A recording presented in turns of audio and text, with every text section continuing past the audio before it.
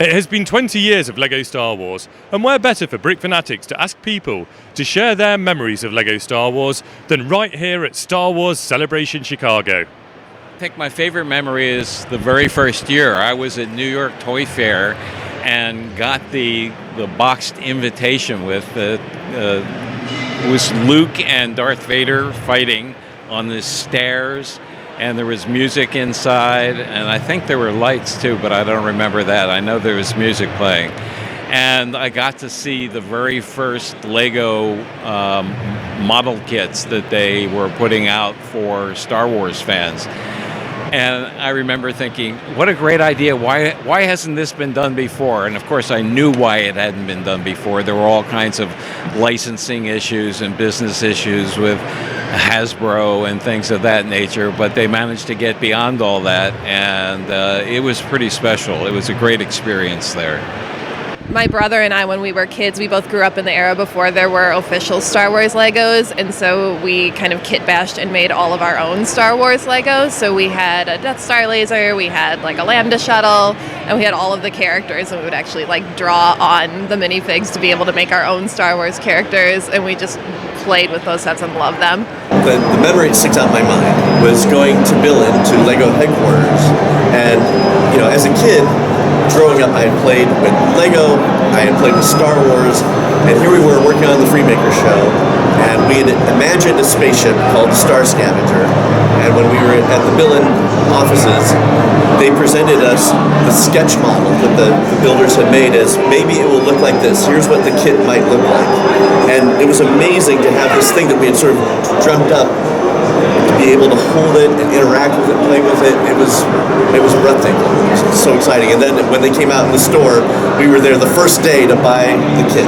Yeah, 20 years of LEGO Star Wars and Star Wars Celebration. I've been very fortunate to have been to all 9 celebrations so far, from the cold wind and rain from Denver to the snow that is today here in Chicago. So yeah, quite a few memories over the years. A particular one? Too many. I don't know if I could just choose one.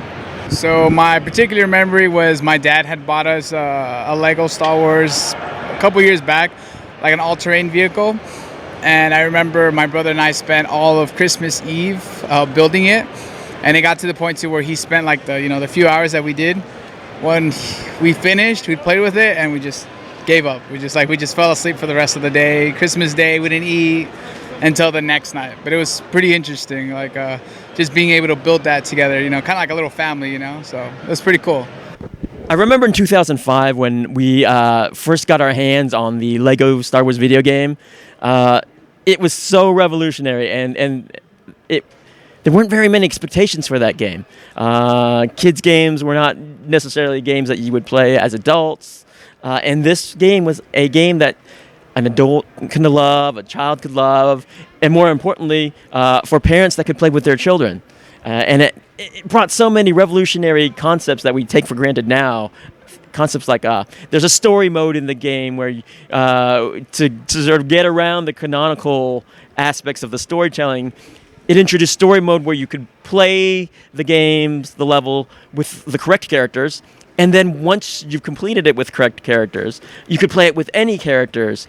And that made the replayability of the game so incredible. And there would be new areas that you could unlock with these different characters that had different powers. So it would inspire you to play the game and play it even more. And you wanted to get that 100% on every, throughout the game. So it was phenomenal. And there's all these just things that we take for granted now.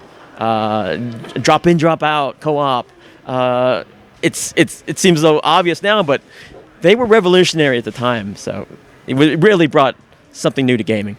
My biggest memory is probably it was years ago now, way after the R2-D2 like full-scale model came out. My brother actually got it for his birthday or Christmas or something. He kind of fell out of touch with Star Wars, but I'm still an avid, huge fan. Always will be. And my mom kind of found all the loose pieces rummaging around in his big Lego bin. And she gave them to me, and she's like, I know you love Star Wars. I don't have the directions, but you could possibly put this back together. So I looked them up online. I don't remember what site. I probably just Googled it.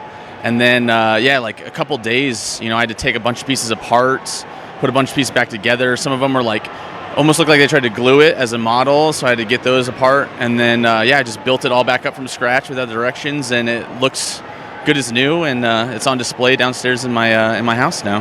There's so much has happened in the last 20 years with Lego Star Wars. It is hard to boil down, but luckily today I was able to bring my UCS Millennium Falcon First Edition to meet Jens Kronvold Fredriksson, and we spent half an hour talking about it and just gushing over everything that's happened in the theme and the license, and he signed the set, and that was really special to me because my original set that I'd bought back in 2007 when it was released, I had to part with, and it's been a hole in my heart.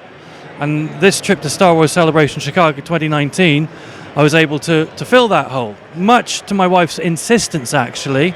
I do actually have quite a fond memory. My wife recently, it was past Christmas, got me the collector's edition Slave One, which was kind of like squeed, like a little girl when I got it, and I recently finished it. I got it displayed proudly on my mantle. I do. This is a memory I'll take to my grave. We designed the Star Scavenger, and as Bill said, the day they went on sale, we went out and bought as many as we could, and I brought them home to my kids.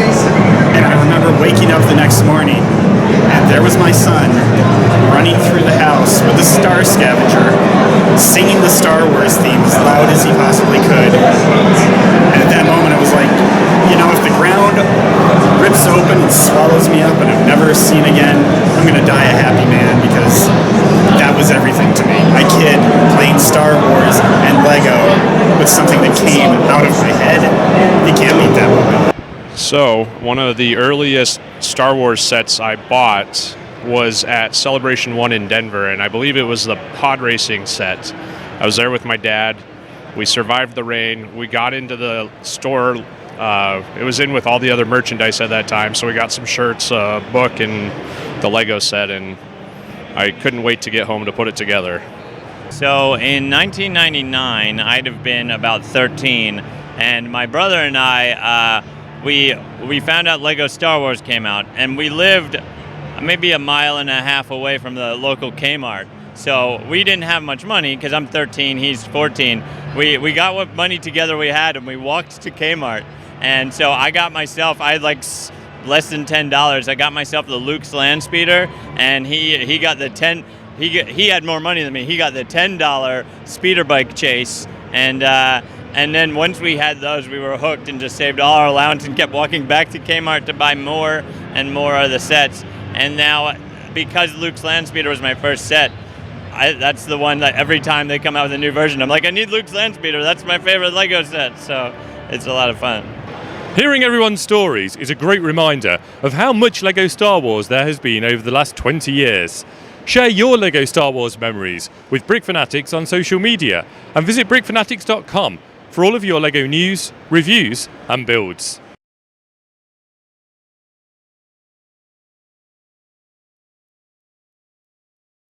Ask me again in 20 years and I bet I'll tell you the same story.